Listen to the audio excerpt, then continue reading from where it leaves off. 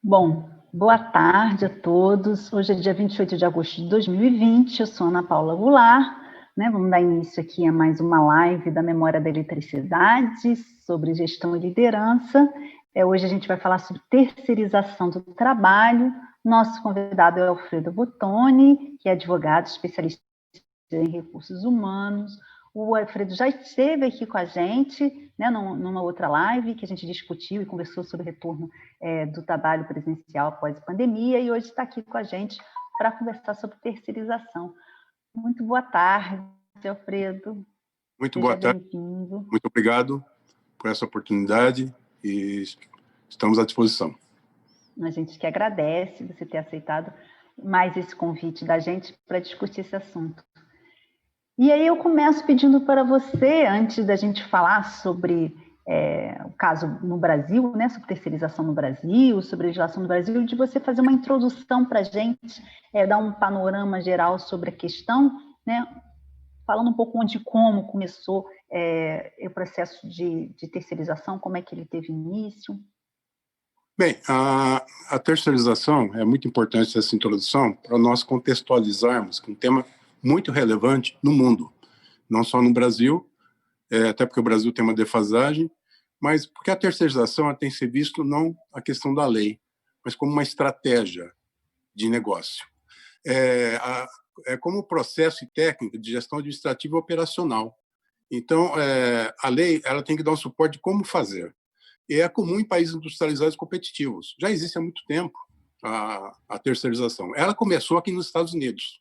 Como é que isso começou? Começou na Segunda Guerra Mundial, porque os Estados Unidos, precisando dar suporte para os países aliados e também para si mesmo, fazer frente à dura batalha, as duras batalhas que tinha na Segunda Guerra Mundial, ele precisou ampliar a indústria bélica, que não estava preparado para aquela dimensão daquele conflito. Então, o que ele fez? Ele horizontalizou essa indústria. E, em determinados segmentos, ele chamou parceiros para desenvolver.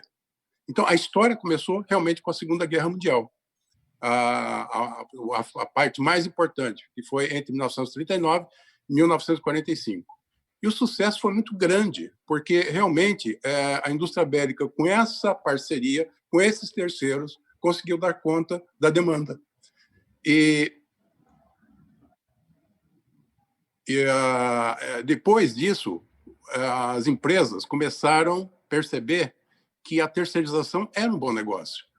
E é um fato interessante, surgem aí, a partir disso, pequenas e médias empresas começaram a fazer serviço de terceirização. E com isso houve uma competitividade com as grandes empresas que não tinham a mesma agilidade e em relação ao mesmo foco no cliente que tinham as grandes empresas começaram a perder espaço para as pequenas e médias empresas. E, em seguida, as grandes empresas, percebendo que estavam perdendo terreno, o que elas fizeram? Fizeram um downsize.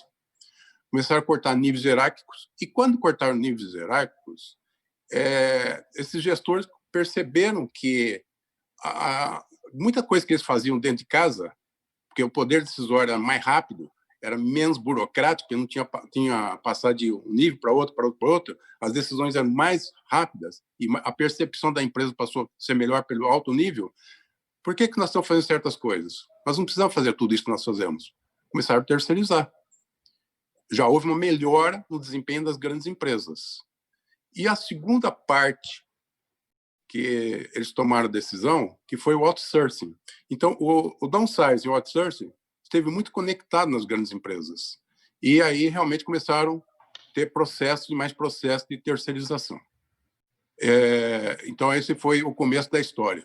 E nós tivemos também a Toyota, que foi a pioneira na década de 70 com relação à indústria automobilística. A Toyota criou um processo manufatureiro agressivo, através do qual fez uma adequação do processo de toda a fabricação da sua linha e começou a forçar as empresas a buscar soluções mais flexíveis para a linha de fabricação, usando parceiros, terceirizando. Por que eu preciso fabricar o pneu aqui? Por que eu preciso fabricar a calota aqui? E essa flexibilização ensejou em acordos com diversas empresas menores para realizar tarefas que antes eram feitas toda na indústria. Ela se desverticalizou. essa semente, então, da Segunda Guerra. Essas pequenas empresas e médias empresas que cresceram após isso, e a Toyota, realmente deram um impulso muito grande à questão da ideia que é contemporânea da terceirização. Nós temos que olhar um pouquinho a terceirização, não só sob o ponto de vista jurídico, mas também dos economistas.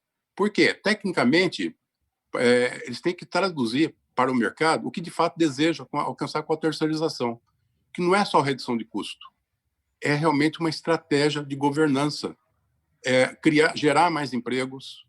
Nós temos hoje no mundo 61% das pessoas trabalham informalmente. E a terceirização, onde existe a terceirização livre, você tem menor nível de informalidade. Isso é constatado pela OIT, dados estatísticos.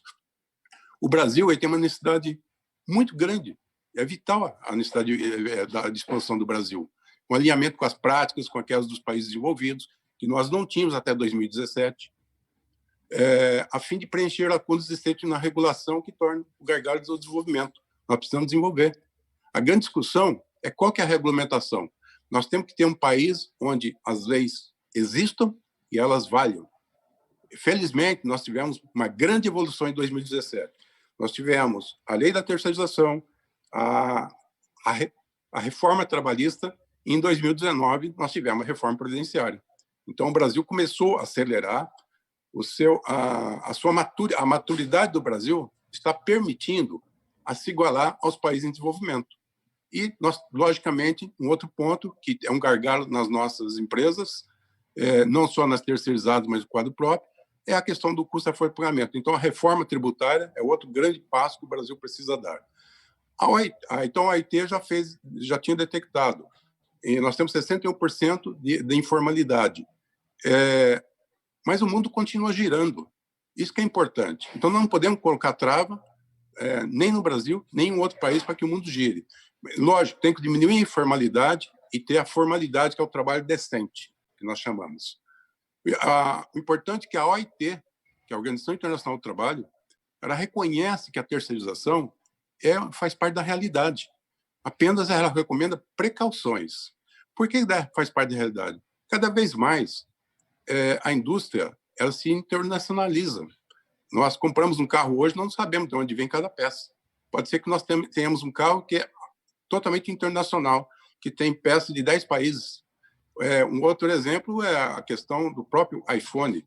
Ele é concebido na Califórnia e a fabricação dele ocorre com peças de vários países. Não há um empregado da Apple que trabalhe na linha de montagem do iPhone.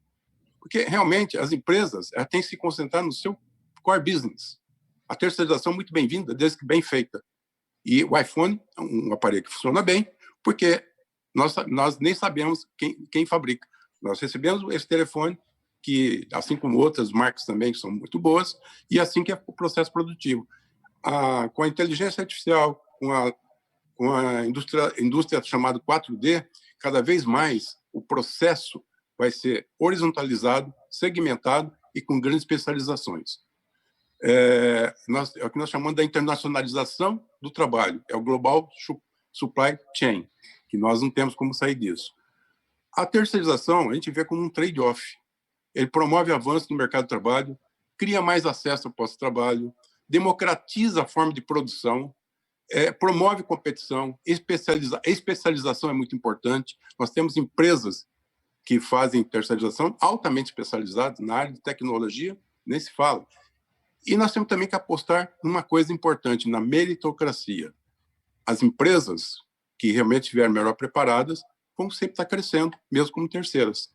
A crítica de algumas iniciativas no Brasil usualmente vem de quem percebe que muitas vezes o problema não é do projeto em si, mas de toda a estrutura institucional fraca e despreparo dos agentes. E eu vou até falar um pouco o que aconteceu com a própria lei no setor elétrico, que acabou sendo permitida a terceirização desde 1995, e ela não ocorreu por problemas não só jurídicos, mas também problemas de gestão, nós que trabalhávamos no setor elétrico. Estamos no momento de pensar em uma solução de expansão. Então, nós realmente, muito bem-vinda essa nova lei. O FMI considera, esse é um outro ponto importante, considera que a recessão global é tão ruim ou pior que 2009, se nós não tomarmos medidas rápidas em relação às economias do mundo. A OIT prevê que há um risco de perda de 50% da força de trabalho se nada for feito pelos países neste momento tão crítico que nós estamos vivendo. O momento é aprender com a nova demanda do mundo que impõe. Então, nós temos que avançar. O Brasil tem 41% da força de trabalho que é informal. Nós temos mais 12% de desemprego, o que vale dizer que nós temos hoje 53% de pessoas ou subempregadas ou desempregadas. Então, nós temos que realmente mexer com a máquina, mudar a nossa mentalidade e avançar. A OIT diz o seguinte, nós somos favoráveis e ela fez todo um trabalho de averiguar a terceirização. Ela sentiu que em alguns países asiáticos nós temos um problema sério de terceirização, que é o uso da mão de obra infantil, até trabalho escravo, em um caso ou outro, e o abuso do trabalho insalubre de mulheres que não podiam estar trabalhando. Mas a nossa legislação trabalhista não é igual a esses países. Isso nós temos que entender. O nosso empregado terceirizado ele é protegido por uma chamada CLT, que é uma lei robusta, que poucos países têm uma CLT como nós temos. Então, nós não podemos falar que a precarização. Precarização é 41% de pessoas trabalhando na informalidade e 12% dos empregados. Isso é precarização. Então, nós temos um bom exemplo na América do Sul, 2 bons exemplos. A Colômbia tem um processo de terceirização muito bom e o Uruguai deu um belo exemplo de uma terceirização. O Uruguai levou para lá uma empresa da Índia de alta tecnologia, acho que é Tata Consulting Service, alguma coisa do gênero, que é líder do setor de outsourcing da Índia. Se instalou no país, hoje tem 20 mil empregados. Só que o que o país fez? Ele criou uma lei, ele avançou no investimento de educação. Por quê? Para receber essa empresa que é de alta tecnologia, você tem que ter educação, que é um problema que nós temos que também pensar no Brasil, a educação. Esses empregados, eles ganham em média $2.500 por mês, que é fora do padrão do Uruguai. Então, uma terceirização muito bem sucedida. E em outros países, a Deloitte fez um trabalho com 17 países. Nós temos países que não têm lei nenhuma sobre terceirização, é regido pelo Código Civil, faz parte do cotidiano, sem distinção, o que é atividade meio e atividade fim. Esse é um ponto importante. A pesquisa dessa Deloitte foi feita em conjunto com a CNI, em 2016, e mostra que hoje faz parte do processo produtivo. País, por exemplo, que não tem lei específica, aqui nos Estados Unidos não tem lei, no Japão também não tem, na Alemanha, na Hungria, e tem países que têm lei, mas sem proibir, que é a Colômbia. O Peru tem uma regra muito interessante. O Peru diz o seguinte, a empresa que presta serviço para outra, ela não pode ter aquela empresa como cliente único. É uma regra deles. Tem um certo sentido. E a Austrália. Enfim, para dar uma introdução, é isso que nós tínhamos. Essa foi ótima introdução, Mauro. Mas vamos falar então do Brasil, Alfredo. Você estava falando aí que 2017 teve uma mudança muito grande, né? Que foi a Lei 13.429. Então, fala para a gente um pouquinho como que era a situação antes da situação em relação à terceirização do trabalho, antes da lei, para a gente também entender um pouquinho qual vai ser o impacto da lei que, na verdade, amplia, né, e permite a terceirização de qualquer atividade meio e atividade fim. Permite só fazer um adendo de 30 segundos na parte anterior, que é muito relevante. Claro. E quem faz planejamento estratégico das empresas conheço, que é chamado o Trabalho e Crescimento Econômico, Agenda da ONU 2030. Porque a ideia realmente é que, e é um compromisso, o Brasil tem um compromisso afirmado, que é ter um aumento do PIB, principalmente nos países menores, de 7% ao ano, e ter um crescimento do trabalho decente. O que é? Reduzir essa informalidade de 61%. Vale a pena conhecer esse documento. Sobre o Brasil, quais foram os antecedentes? Foi bastante tímido o que nós tivemos antes de 2017, mas tivemos alguns eventos importantes. Em 1966, foi o primeiro passo que se deu no Brasil, permitindo a terceirização do serviço de segurança pública. E no setor público, em 1967, um decreto muito importante, e esse foi um grande passo, o decreto número 200, no seu artigo, ele estipulou o seguinte: a condução de atividades da administração federal é amplamente descentralizada, porque o Estado estava inchando demais. Quer dizer, não quer dizer que hoje não esteja inchado, mas naquela época já houve uma percepção seguinte, que se não houvesse a terceirização do público de muitos serviços, o Estado ia adquirir um tamanho que não tinha como ser administrado. Então, esse foi o artigo 10 desse decreto, que ele falava que era para realmente centralizar em tarefas que eram coisas do Estado. Aí nós tivemos uma outra lei, 6.019/74, que até hoje está valendo, e, na verdade, em 2017, essa lei que foi modificada para acrescentar a terceirização. E essa lei ela foi muito importante. Ela fala do trabalho temporário em empresas urbanas, porque a área rural tinha uma outra legislação. E havia uma necessidade, e essa lei é para atender a necessidade de substituição pessoal permanente. É uma secretária, e não falava se era atividade meia ou atividade fim. É um contador, que às vezes afastava por doença, por qualquer outro motivo, ou para acréscimo extraordinário de serviço. E o salário tinha que ser da mesma categoria. Então, essa lei ela tem uma diferença muito grande com relação à terceirização, porque, na verdade, ela permite chamar a mão de obra para a empresa contratante e essa pessoa vai subordinar a empresa contratante e não a empresa contratada. E essa lei ela preencheu muitas lacunas, porque havia uma demanda muito reprimida. Por exemplo, chega na época de Natal, as pessoas precisavam aumentar o quadro. E fica muito caro você colocar no quadro próprio. Então, você passou a usar essa mão de obra. Dia das Mães, Dia dos Pais, Páscoa, enfim. No comércio, essa lei é muito utilizada hoje. E também nas grandes empresas, no quadro administrativo, muito utilizado, mas também poderia ser utilizado no quadro técnico, porque a lei não proíbe. Aí nós tivemos uma outra lei, que é o Serviço de Transporte e Vigilância. Houve um aprimoramento daquela lei anterior, a Lei 7.102, que é de 1983, que permitiu realmente que os bancos e instituições financeiras não fazia sentido o banco contratar um guarda armado, não é negócio do banco. Então, realmente, houve bom senso. Em 1986, nós tivemos uma súmula que travou muito o processo da terceirização no Brasil, que é a súmula 256 do TST. Que a súmula dizia o seguinte: é ilegal a contratação de mão de obra terceirizada, exceto se previsto na Lei 6.019, que é mão de obra temporária, e 7.102, que é vigilante bancário, sob pena de vínculo empregatício. Quer dizer, todas as empresas ficaram engessadas. Enquanto o mundo estava correndo, nós estávamos na contramão do mundo. Isso já em 1986, quer dizer, há 34 anos atrás. E o mundo estava acelerado, terceirizando, tendo avanços tecnológicos e mantendo um bom nível de emprego. Aí, depois disso, dessa súmula, ela foi muito reformulada pela súmula 331, que, na verdade, eu diria o seguinte: o Brasil ele teve uma legislação pelo Poder Judiciário, através do TST. Uma legislação de mão de obra terceirizada, de serviço terceirizado pelo TST.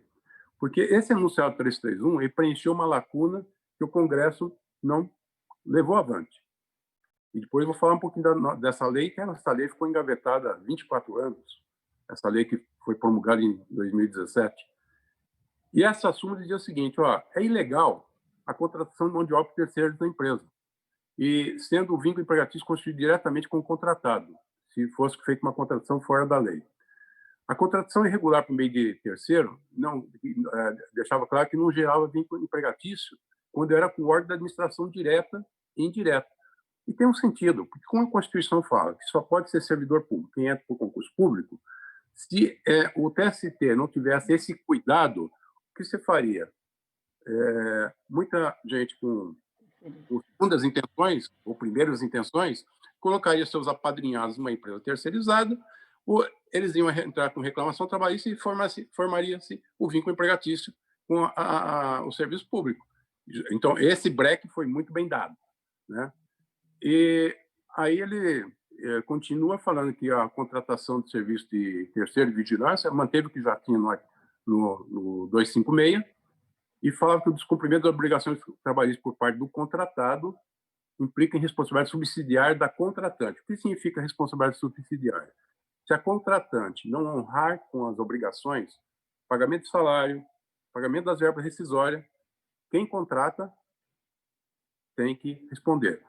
Aí já tem uma coisa muito importante que vale para hoje também. Você não pode contratar mal. Se contrata mal, uma hora você vai responder por isso e vai custar muito caro. Você já pagou duas vezes. Você pagou o terceiro e você vai ter que pagar diretamente os empregados.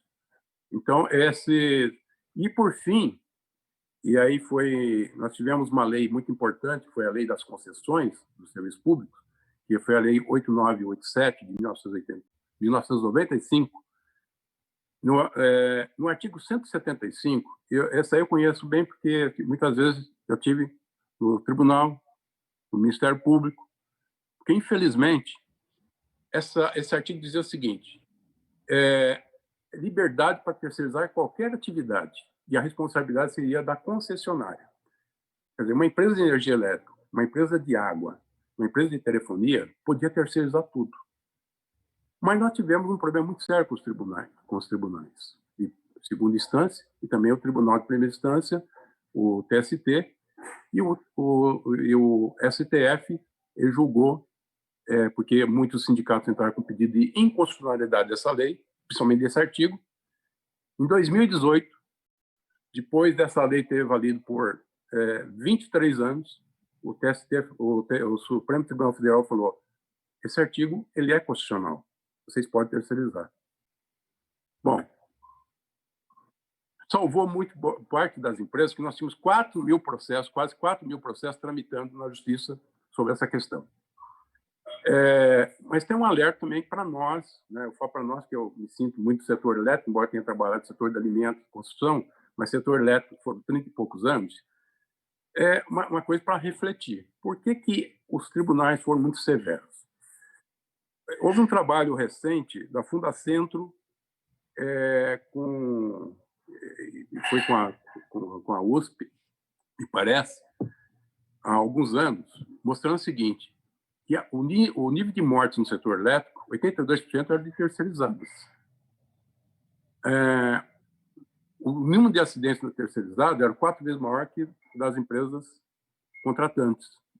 Então, isso cria, porque o juiz ele leva em conta não só a letra da lei, ele leva em conta também o espírito da lei e o momento atual socioeconômico.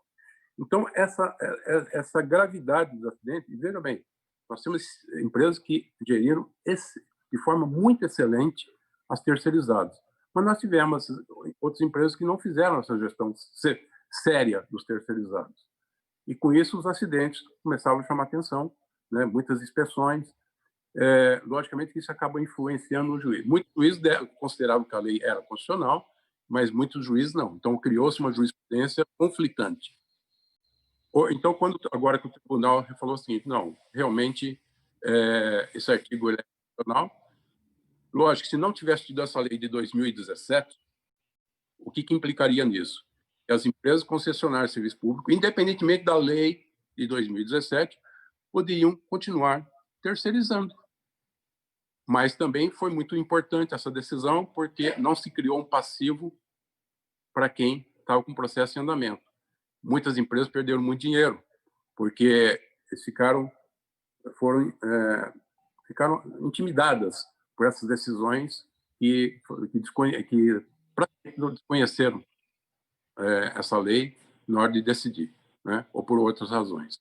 Então, esse é o nosso histórico, infelizmente, até 2017. Então, e aí o que muda efetivamente, concretamente, depois da lei, né, 3.429? Como é que você vê o cenário hoje? Como é que a situação está no Brasil hoje? Sim, essa lei, como disse, muito bem-vinda, logo em seguida a reforma trabalhista. Mas interessante que esse projeto de lei de 1998, na época do Fernando Henrique Cardoso, foi feito sob a gestão do ministro do Trabalho, Paiva, E o próprio Paiva, ele dizia esse argumento que é interessante. Ele falava o seguinte, ele deu uma entrevista à BBC, falou que o original para trabalhadores sazonais da informalidade, veja bem, é importante isso, e dar aos empregadores a oportunidade de cortar custos em situações de ajuste. Então, havia já uma crença na formulação dessa lei que desses 41%, muitos poderiam vir para formalidade, que é chamado trabalho decente. Então, a intenção da lei foi muito boa. Agora, o que essa lei ela diz?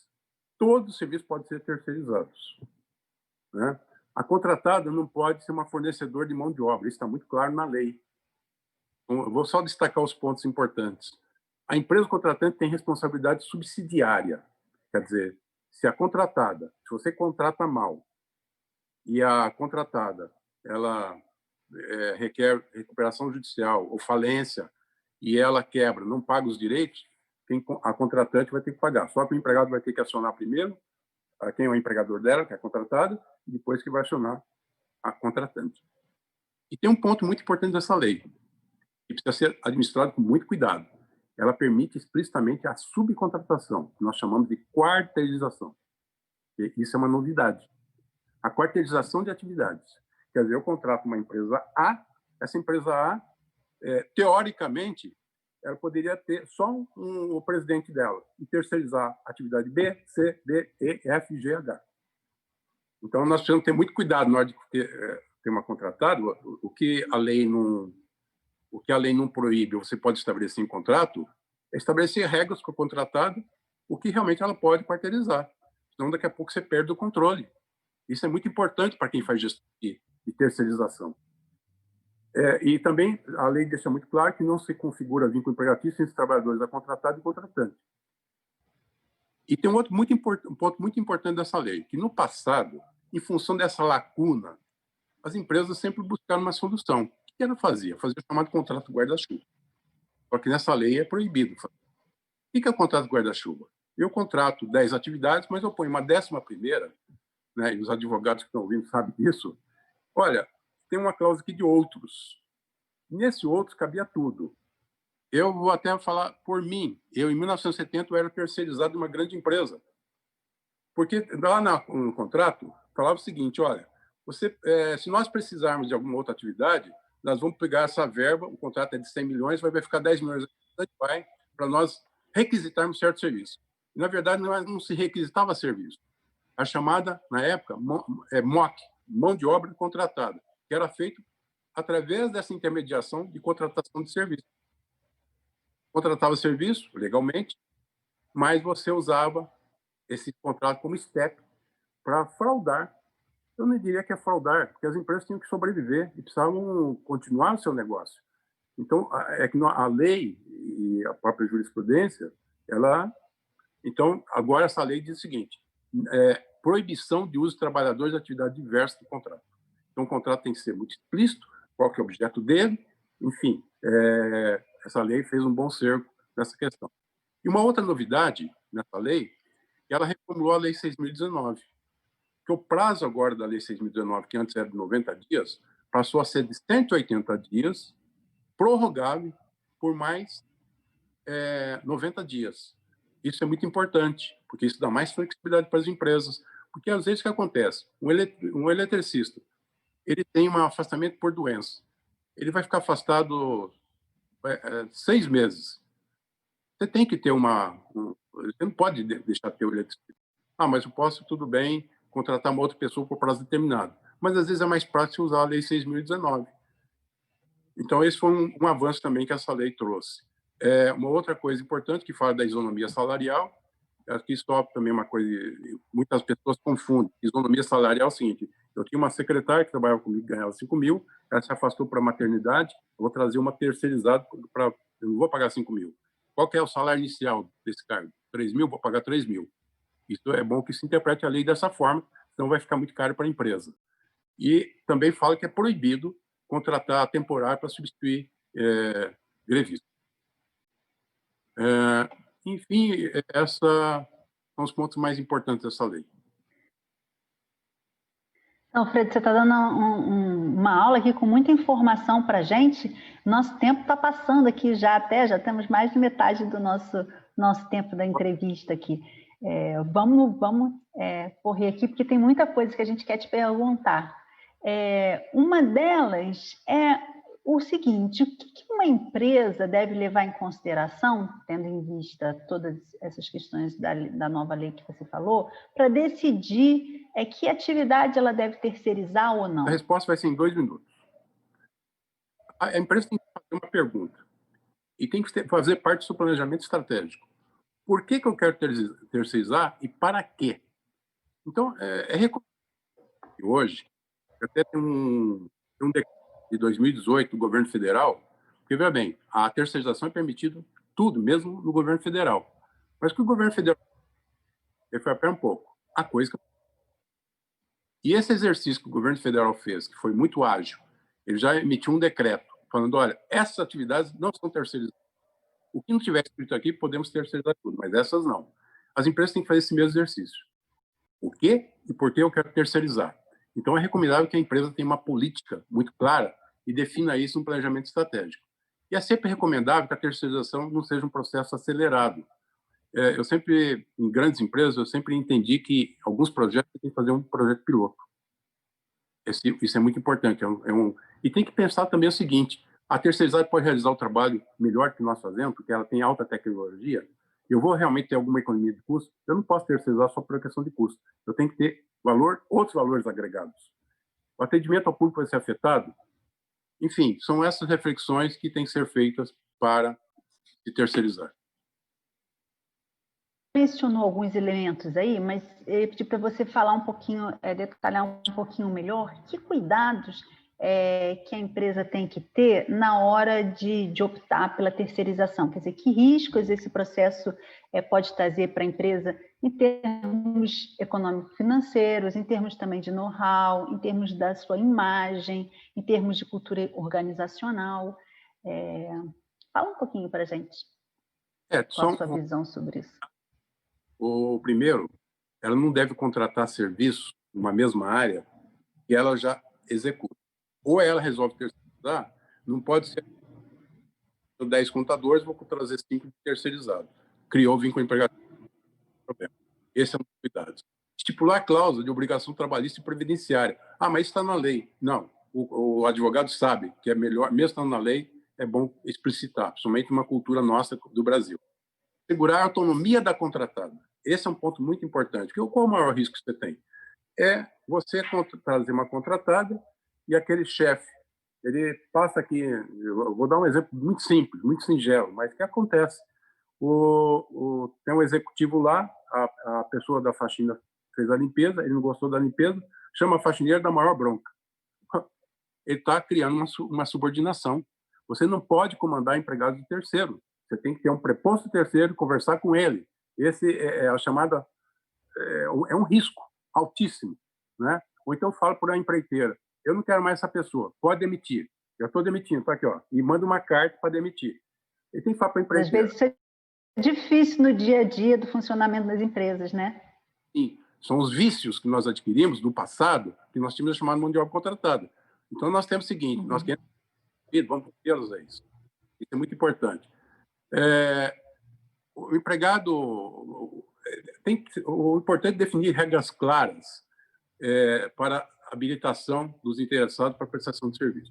Porque uma coisa é importante, eu não posso ter gestão sobre a terceira, mas posso falar o seguinte: se é uma atividade de risco, eu quero que você me prove a habilitação dele. Porque se tiver um acidente, eu vou responder solidariamente, quer dizer, eu vou responder junto com a empreiteira, porque a questão do acidente de trabalho é considerado um risco ambiental, e não só do trabalho.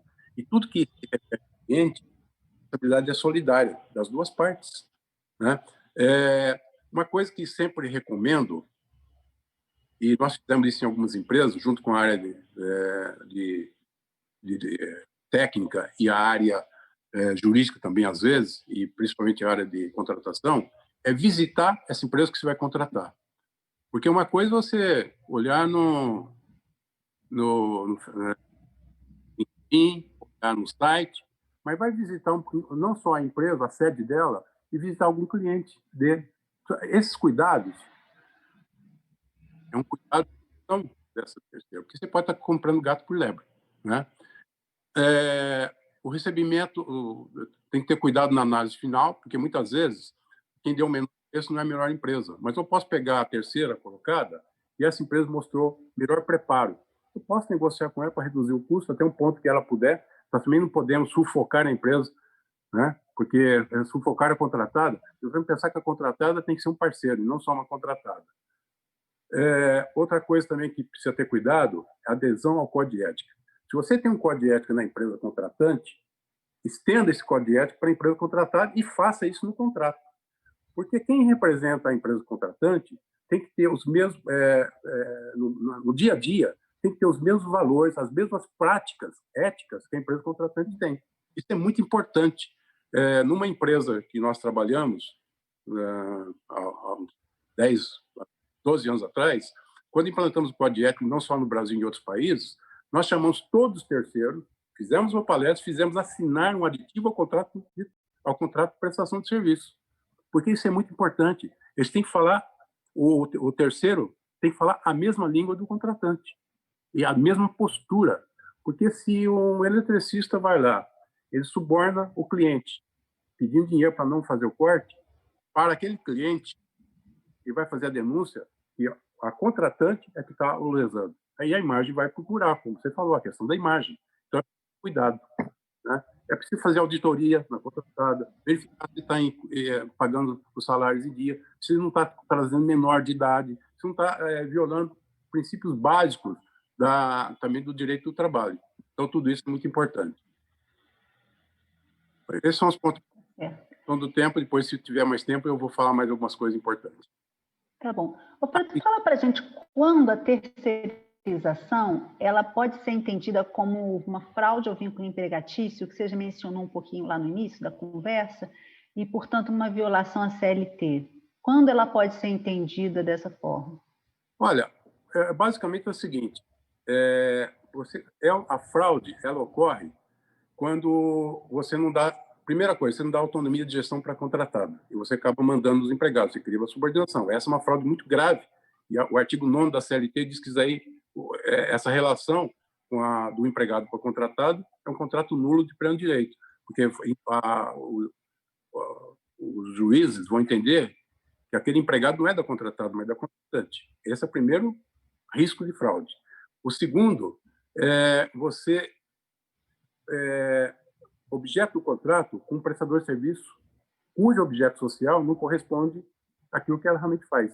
Você contrata uma empresa e ela tem como objeto social, por exemplo, a exploração de minério de ferro. E estou dando um exemplo exagerado, mas só para entender.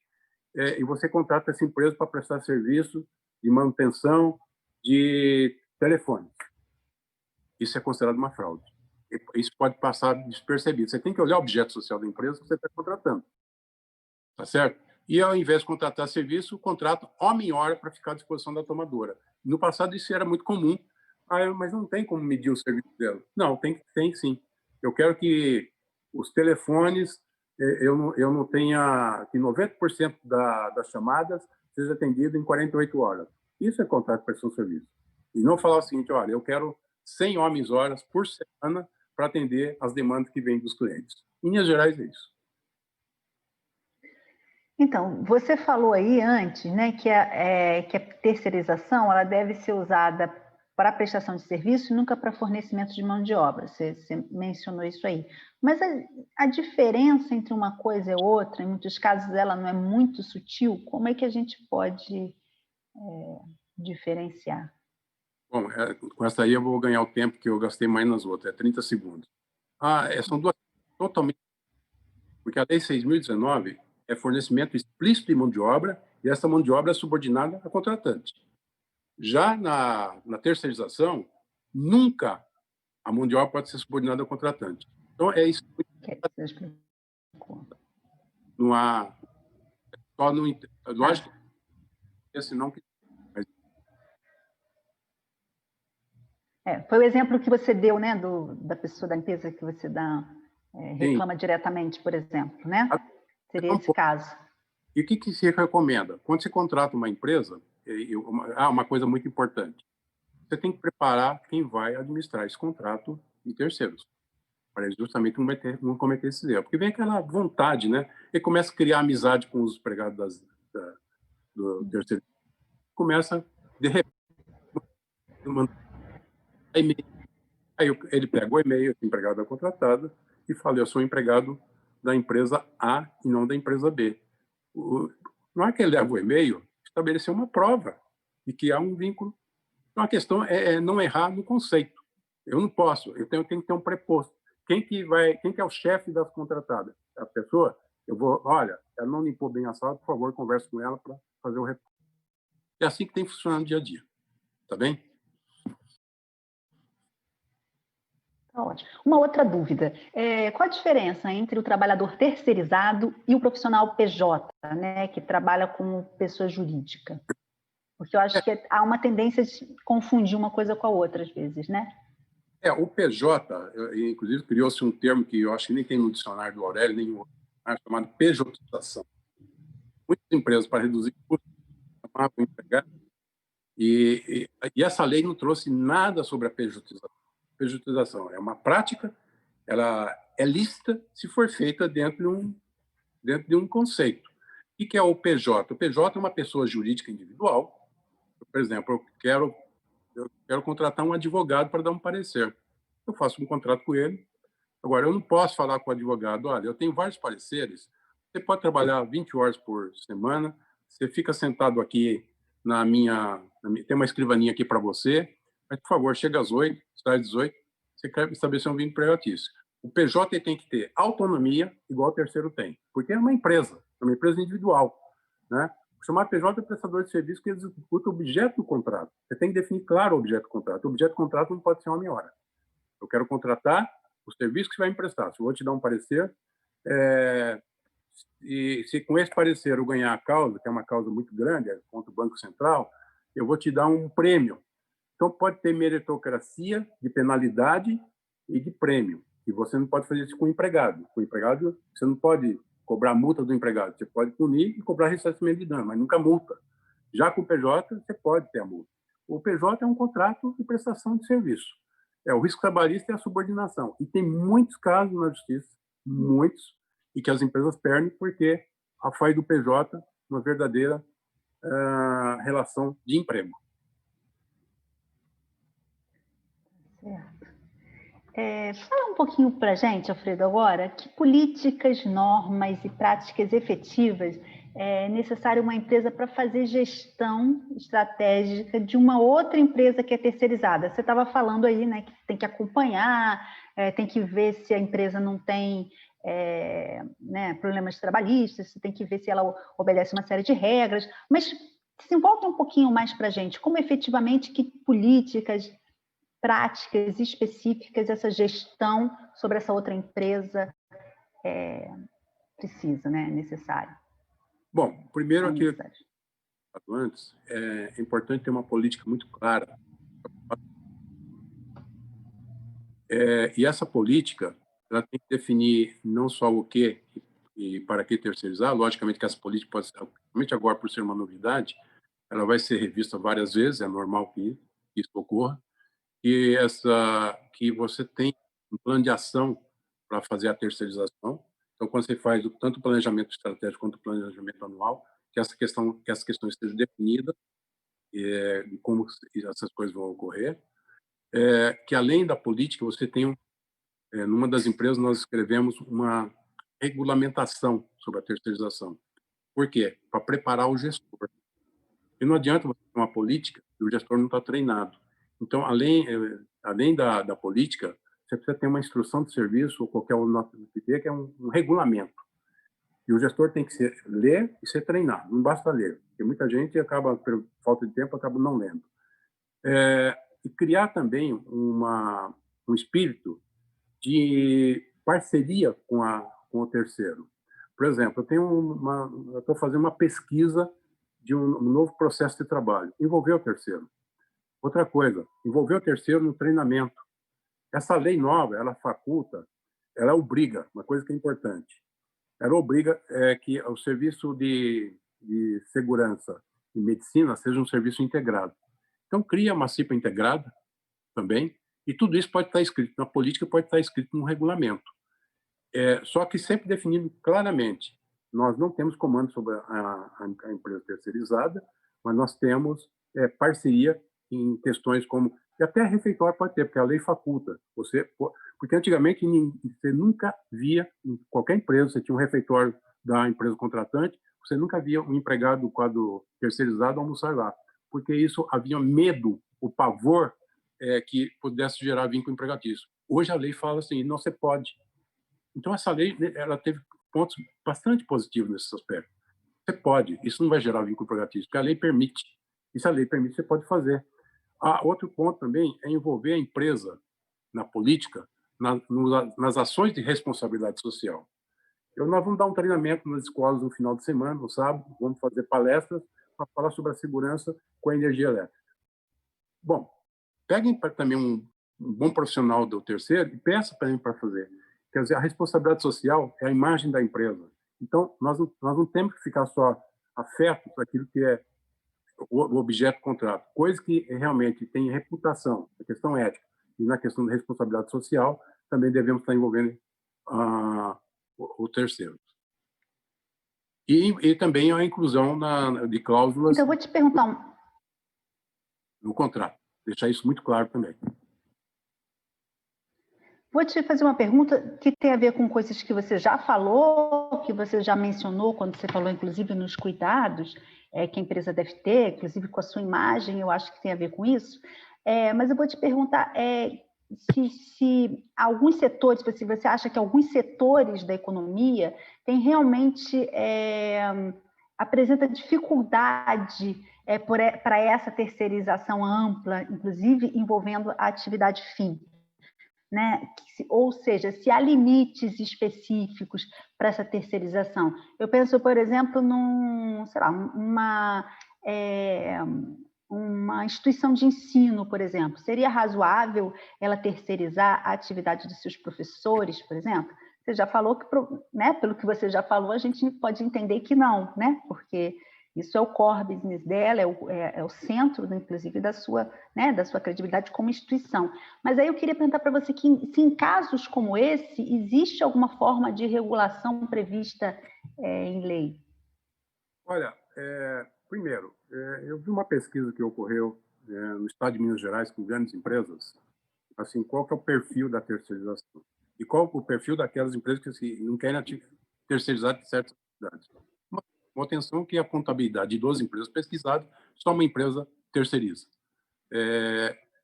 O que é importante, a questão não está na dificuldade, está em saber o seguinte, aquilo que é o know-how, aquilo que é o meu conhecimento, eu estou disposto a terceirizar, isso tem que fazer parte da política. E se eu terceirizar, como é que eu faço para não perder esse know-how, esse conhecimento?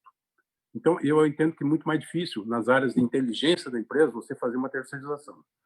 Já com relação ao magistério, foi muito interessante, que eu vi um anúncio esses dias, uma grande empresa que faz serviço terceirizado, não vou citar o nome, ela fez um anúncio seguinte, olha, escolas, eu posso fazer isso, posso fazer tudo que você faz aí no serviço, mas ainda bem que ela não citou que ela pode também levar professores. Com relação então, em relação às empresas privadas, a questão é decidir o que é realmente atividades que são mais complexas, que eu não quero. Por exemplo, você pega um call center você pode terceirizar, mas você tem que ter uma interação, porque uma alta rotatividade no call center prejudica a imagem da empresa contratante. Por isso que é importante ter políticas, ter interação, para que essas questões sejam bem administradas. Por exemplo, a área de segurança do trabalho. Será que eu vou terceirizar a inteligência? Eu posso terceirizar algumas atividades, mas não a inteligência. Agora, com relação a professores, é possível a terceirização desde que a escola contrate uma empresa que tem um objeto específico, objeto social específico no contrato, na sua razão social, de serviços educacionais.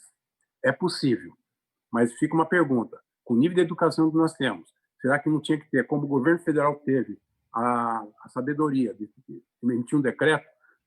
Ele pode, pelo menos para as escolas públicas, falar o seguinte, olha, eu também não vou terceirizar nada que é a a finalidade da escola, que é o ensinar. Isso aí. Alfredo, a gente está caminhando para os nossos minutinhos finais aqui da nossa entrevista. A gente só tem mais de 5 minutinhos.